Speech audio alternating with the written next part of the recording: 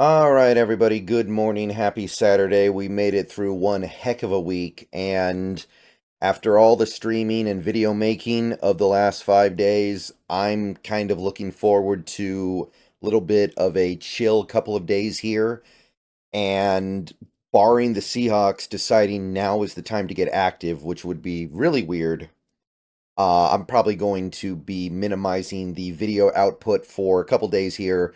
Saturday, Sunday, take it easy, and then probably by Monday, we'll be back on the draft train because that's the subject of our focus now.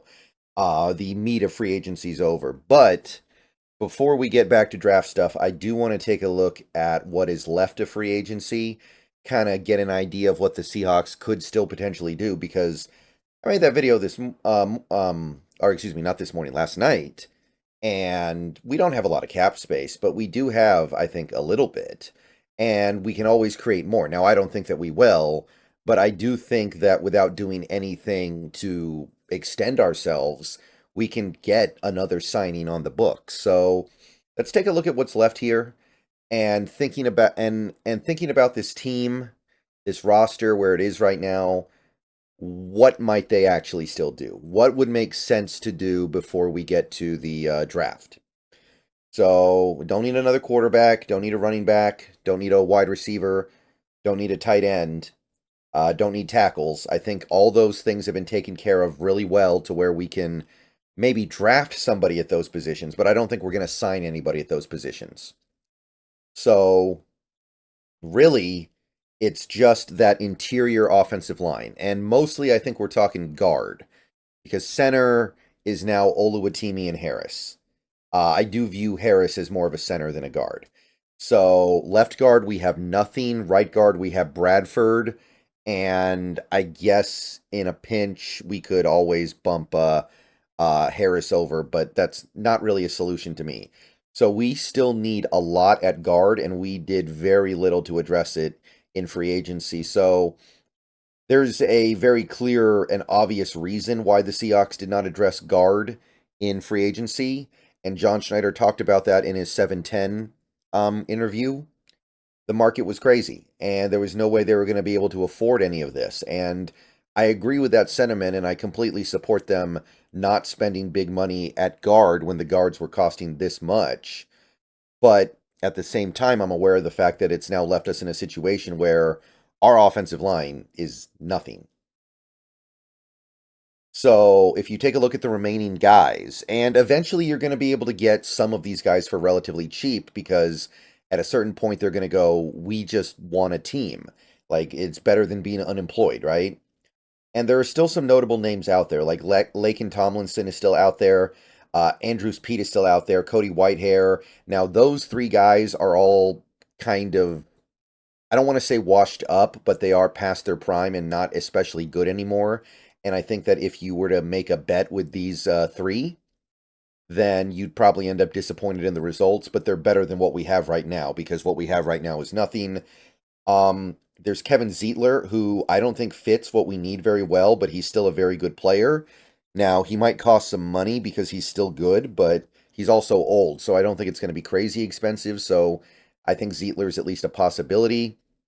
Connor Williams is probably going to be out of our price range, and he's already said he doesn't want to sign until he's finished rehabbing, I guess. So he's off the table. But if you were to look through this list and find guys that I would actually like to bring in, like again, the guys at the top, I'm not going to say no to them because they're better than what we have.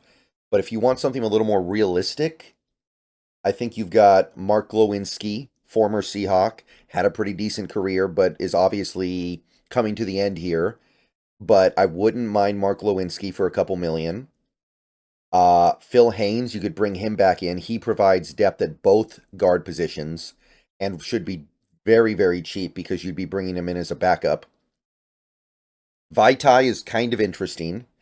I'm a little bit worried about his price, but I don't think it'll be that high at this point because it's already been the first couple waves of free agency. Dalton Risner is actually really interesting because he has a very negative reputation because it seems like he gets worse every year. But realistically, if you try to evaluate him objectively, he's still not a bad player. He's just gone from good to pretty good to okay to average to a little below average, but he's not bad. And I don't know why he gets worse with every year that goes by, but Risner is probably the best. I don't know if he's the best option here, but he might be the best option here at the price point that we can afford. And maybe a guy like a Tri Turner is also going to be under consideration. Max Garcia could be a guy. But as you scroll down this list further and further, it obviously gets thin. So there's still some guy. It's basically the guys that I mentioned. Tomlinson, Pete, Whitehair, Zietler, Glowinski, Haynes, Vaitai, and Risner. I think those would be the guys at the top of the list anyway. So you end up with one of those guys. You're going to at least feel like you have some security heading into the draft. That's really the only position I think we need to do anything offensively. So defense, let's go over to the defense now. I want to start with a defensive line, even though I don't think we need to do anything here. We could maybe do a small upgrade here, simply because I don't know if Miles Adams is really any kind of an answer. Even in a rotation where he plays like 10 snaps, he might just not be enough. And what you might see the Seahawks do is either bring in a better fourth defensive end, or they rotate Jaron Reed between nose tackle and defensive end, and then they bring in another nose tackle to offset Reed going back and forth. So if you go down here to the guys who haven't signed yet on the defensive line, a lot of these guys are not going to be interesting to us because they don't really fit. They don't really serve a good purpose. Calais Campbell is still out there, and he, at his age, he might be very cheap. So that's something that does actually appeal to me still very much. Love Calais Campbell, would love to bring him in. A guy like Tyre Tart, although I think he is close to signing with, it was either the Titans or the Bengals. Dean Lowry might be had for a very cheap rate, and I think he's probably a little bit better at this point than a guy like Miles Adams. You can fit him in a rotation, get decent miles out of him. And as you even an Al Woods guy might have a little bit of gas left. That I don't think that would be a terrible idea. Deshaun Williams remains out there. These are mostly guys you could get for very cheap. I think there's one or two exceptions. Jonathan Hankins has experience working with Aiden Durde on the defensive line in Dallas, and he had a pretty good season last year, but he never really gets big money, so he's a guy that makes some sense to bring in. We could always bring back Mario Edwards, and we can probably do that in July if we feel like we need it at that point. I think Nick Williams might be a decent fit. Chris Wormley from Carolina might be a pretty good fit. So there are actually a ton of guys we could bring in if we decide we need a little bit more gas. I don't think we need to do it, but I could also see the argument for it. So I did want to spend a little bit of time there and highlight the fact that there are a ton of guys. And of the guys I mentioned, at least a couple of them are going to be vet min guys because that's all the money that's going to be left for them. So if we decide we want to improve a little bit with our defensive end rotation or the nose tackle rotation, not going to be pricey. So that's that.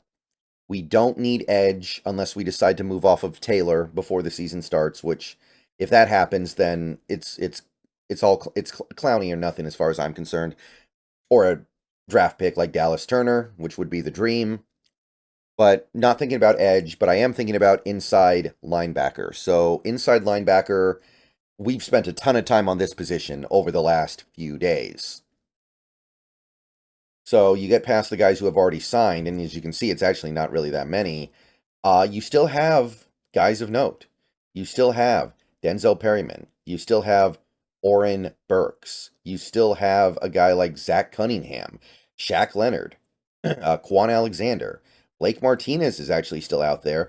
And these are just the guys who are nominally listed at inside linebacker. If you expand your search out a little bit to just linebacker period, you do welcome a couple guys you don't need into the mix. But now we've got Jerome Baker. He's somebody that we've talked about a lot. We've visited with. We didn't sign him, but I imagine he's still going to be considered an option. You've got Isaiah Simmons. You introduce him to the mix. You've got a, what's the other guys? There was one other guy that a lot of people were buzzing about. I think it was a Jared Davis from the Giants. So there are definitely options out. Troy Reader, that's another good one. Curtis Bolton, I think, is a fairly good inside linebacker for the coming off that season from the Raiders. So still some options, and like I said, some of those guys are going to be very cheap. Some of them won't be. Like I don't think Isaiah Simmons. I don't think we can afford Isaiah Simmons.